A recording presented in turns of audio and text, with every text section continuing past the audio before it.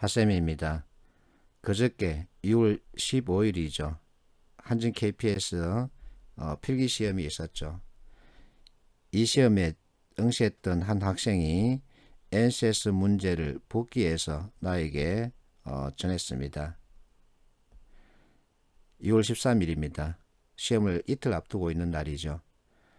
이 학생은 포맷, 사부 구성, 제목, 단위, 그룹핑 이와 같은 개념 제대로 이해하고서 이 개념을 시험 문제에 응용 또는 적용해서 답을 찾겠다는 생각을 비췄습니다. 6월 15일 시험 치고 나서 이 학생이 나에게 카톡을 보냈습니다. NCS가 뭔지도 모르던 자신을 당황하지 않고 이론과 개념으로 시험을 보게 해줘서 고맙다라는 얘기입니다. 이분 나이가 40입니다. 군대 전역한 지 이제 겨우 2개월 지났습니다. NCS를 처음 접한다는 말이 맞죠. 처음 접하기 때문에 나에게는 아주 쉬웠습니다. 왜? 이와 같은 개념을 이 학생의 머릿속에 넣기만 하면 되는 겁니다. 그래서 개념 위주로 학습했던 거죠. 이렇게 어떤 문제가 나왔다 하고 정리해서 나에게 보여줬습니다. 자, 집에 가서 뭐 책이랑 비교해서 정리해서 보내겠다기에 거의 문제를 받고 지금 편집해서 여러분에게 보여드리는 겁니다. 자, 시간이 부족하지 않았답니다. 여러분에게 중요한 것은 이거죠. 시간이 부족하지 않아야 하는데 매번 시험 칠 때마다 시간이 많이 부족하죠. 자, 이 학생이 나에게 정리해서 보여줬던 그 문제 1, 2, 3, 4, 5, 6 이렇게 번호가 있는데 이 번호 대신 의사소통과 문제 해결, 수리 이 순서로 재구성했습니다. 자, 첫 번째 제목 찾기입니다. 제목, 주제 이와 같은 문제 출제되죠. 의사소통에도 규칙이 있습니다. 이처럼 찾는 법 또는 정하는 그 규칙, 방법이 있는 거죠. 지문을 보자마자 논설문이면 마지막 if 문단에서 설명문이면 what, 컨셉, 인포메이션 이와 같은 정보가 들어간 문단에서 제목을 찾으면 됩니다.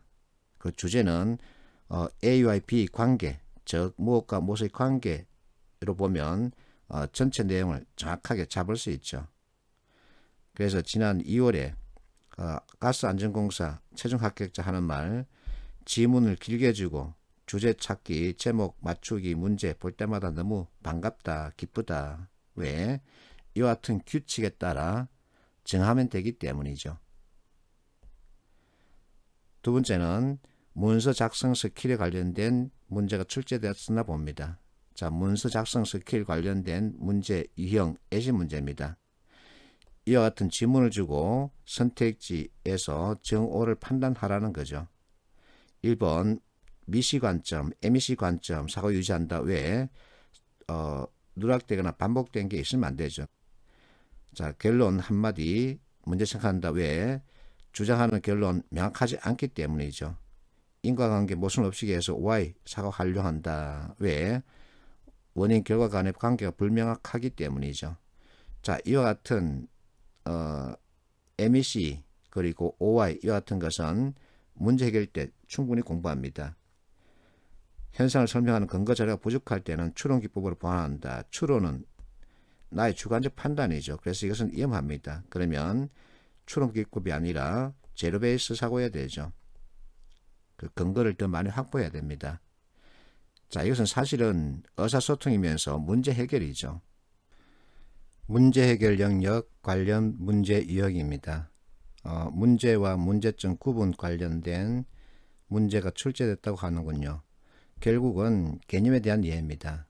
그래서 정확한 개념 이해가 필요하죠. 계속 나오고 있습니다. 문제란 내 마음에 들지 않다의 뜻입니다. 문제점이란 이 같은 문제를 불러일으킨 원인을 말하죠. A를 보세요. 문제란 일반적인 상태에서 벗어나거나 목표로 하는 상황과 다른 상황을 말한다. 정확하게 진술됐죠. B. 문제점이란 문제 발생의 근본 원인을 말한다. 역시 정확하게 진술됐습니다. C. 내가 바라는 세상은 약속 시간 안에 도착인데 30분 늦었습니다. 이게 문제죠. 왜? 싸웠기 때문이야. 이게 문제점입니다. 이렇게 문제와 문제점에 대한 개념 이해 꼭 필요합니다.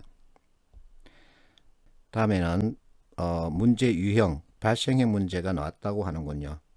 문제 유형을 잘 판단해야 하는데 문제는 발생형, 탐색형, 설정형이 있죠. 그래서 내가 A부터 P까지 문제 유형을 만들었습니다. 이것만 제대로 이해하면 웬만한 문제는 다 풀 수 있습니다. 문제 유형 관련 문제는 다 풀 수 있습니다. 사고력에 대해서도 나왔다고 하는군요. 사고력, 자, 이 학생이 들려주는 내용 보면은 평가라는 단어가 있죠. 그러면 생각하지 말고 비판적 사고가 연결돼야 합니다. 비판적 사고는 옳고 그름을 판단하는 이와 같은 사고작용을 말하는데 이 학생은 이 문제는 잘못 풀었나 봅니다. 자, 어쨌든 NCS 워크북이 다루고 있는 사고력은 딸랑 4개입니다. 전략적 사고, 논리적 사고, 분석적 사고, 자원의 효과적 활용, 이렇게 4가지만 제시하고 있는데 그거 택도 없습니다. 이 12가지 전부 다 제대로 익혀야 합니다. 문제 해결 프로세스 관련 문제가 나왔다고 합니다. 이거 꼭 나옵니다. 여기서 주의할 점은 문제 인식에 대한 이해입니다. 전문가마다 책마다 문제 인식에 대한 정의를 조금씩 다르게 말하고 있습니다. 그래서 외워야 합니다. NCS 워크북은 주요 과제 도출과 선정을 문제 인식 단계에서 정의하고 있습니다. 그래서 이것은 어쩔 수 없이 외워야 합니다. 자, 이 주의점 제대로 파악하면 어려운 문제 해결 프로세스 관련 문제 답을 바로 찾을 수 있죠. 다음에는 스캠퍼인데 스캠퍼는 여러분들이 제대로 이해하면서 이 사례를 꼭 외워야 합니다. 왜냐하면 스캠퍼를 만든 사람은 우리 한국 사람이 아닙니다. 서양 아이죠. 그래서 그들의 문화와 그들의 생각은 다릅니다. 이 사례 우리 생각대로 하면 이게 아닐 텐데 아닐 수 있는데 하는 것들이 있습니다. 그래서 암기하라는 얘기입니다. 자주 나옵니다. 다음에는 포피 또는 사피에 대한 문제인데 자, 예시 문제입니다. 이 문제도 계속 출제되고 있습니다. 포피는 3C 또는 3C 관점에서 보라 그러는데 조기 철수해야 된다. 이유 A, 고객시장, 경쟁사. 이유 B는 우리 회사 컴퍼니에 대한 얘기겠죠. 그래서 제대로 이해를 하면 바로 답을 찾을 수 있습니다. P1, 브랜드 이미지. 이것은 프로덕트에 대한 얘기죠. P2, 가격, 프라이스. P3, 채널에 대한 얘기니까 플레이스. P4는 프로모션에 되겠죠. 그래서 답은 3번. 판촉 행사가 프로모션에 대한 설명이죠. 스와트 문제 나왔다 그러는데 스와트 문제 안 나올 수 없습니다. 왜냐하면 대한민국의 기업들은 스와트를 그렇게 좋아합니다. 자, 개념에 대한 이해를 해주고 그리고 조합에 따른 정확한 이해를 요구합니다. 자, 쉽게 문제를 풀 수 있었다 그러죠. 자료 해석 관련 문제입니다. 이 학생이 제목 단위만 보고서도 답을 선택할 수 있었다. 신기했다.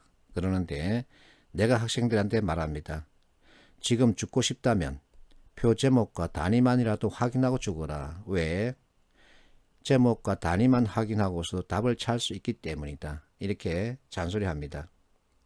자, 여러분들이 만나는 자료해석 문제 지문 생각해 보세요. 통계표가 90%를 차지합니다. 그래프가 10% 정도 차지하죠. 그러면 통계표를 읽을 줄 알아야 합니다. 그런데 여러분들은 계산으로 문제를 풀고 있죠. 통계표 작성의 목적, 관찰, 그리고 비교, 해석입니다. 이 3가지입니다. 여기에는 계산이 들어가 있지 않습니다. 계산을 안 할 수는 없지만 계산은 극히 일부입니다. 그래서 통계표를 보는 방법을 먼저 익혀야 하는데 이것은 무시해버리고 계산 축을 하고 있잖아요. 그러니까 어렵고 힘든 겁니다. 자, 전력 소비량 관련 문제 나왔다. 자, NCS 문제는 그 태생적 한계를 안고 있습니다. 뭐냐면 적성형 문제처럼 공장에서 찍어내듯이 문제를 만들 수 없습니다. 즉 시간이 많이 걸립니다. 그래서 한번 나왔던 문제를 변형해서 기출문제를 변형해서 출제합니다. 그 특징을 익히면 쉽죠. 기초수리 문제가 5개 나왔다 합니다. 자, 기초수리 관련해서 여러분들이 많이 공부하고 있는데 나는 왕초보에서 다루고 있습니다. 그래서 수리는 이와 같은 카테고리에 따라서 구성했는데 내가 보기에는 그렇습니다. 이 정도면 하고 말아라. 그렇게 깊이 있게 들어가지 말아라. 수리 관련 문제, 적성 문제 공부하듯이 그렇게 해봤자 크게 소용이 없습니다. 출제되고 있는 문항수 많지도 않고 또 쉽게 풀 수 있는 것들입니다. 그래서 이 정도면 해도 충분하다는 생각으로 이 정도만 구성을 했습니다. 그리고 소금물 농도 관련된 문제인데 나는 공식으로 소금물 농도 관련 문제를 풀지 않습니다. 이와 같은 형태의 문제 풀이 방식을 배럴법이라 그럽니다. 배럴법은 결국은 구조화시키는 것을 요건으로 합니다. 문제를 구조화시키는 연습을 조금 해주면 사고력이 발전합니다. 그래서 나는 공식을 동원하지 않습니다. LCS 문제에서 공식을 암기해서 풀 문제는 하나도 없습니다. 그래서 공식을 암기해서 문제를 풀겠다는 생각을 버리는 게 좋습니다. 그리고 명제 관련된 얘기인데 LCS 준비하는 학생들 질문 가운데 하나가 명제 관련된 질문입니다. 명제가 중요하지 않다는 것이 아니라 명제, 문제, 출제 비중은 낮아지고 있고 두 번째 인터넷, 유튜브에 가면은 아닌 말로 거짓말 못해서 1년 동안 아무것도 안 하고 명제 문제만 풀어도 될 만큼 엄청나게 많이 나와 있습니다. 여러분들이 필요한 만큼 거기서 찾아서 공부하십시오.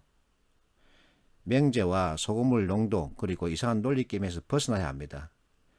그거 죽으라 잡고 있으면 정말 도움이 되지 않습니다. 다시 말합니다. 그것이 나쁘다는 얘기는 아닙니다. NCS 문제 풀이에 많은 도움이 되지 않습니다.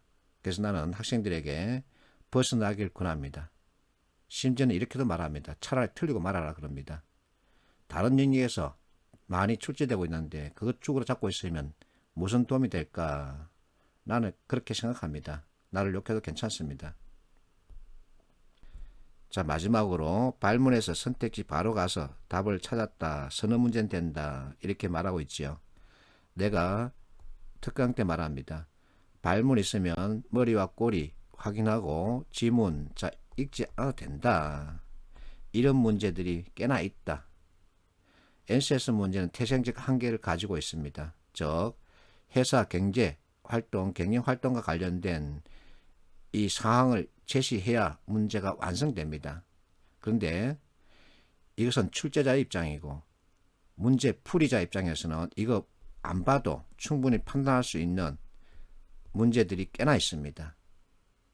그래서 이와 같은 문제 출제 경향을 잘 이해하면 지문 보지 않고 바로 답을 찾을 수 있죠.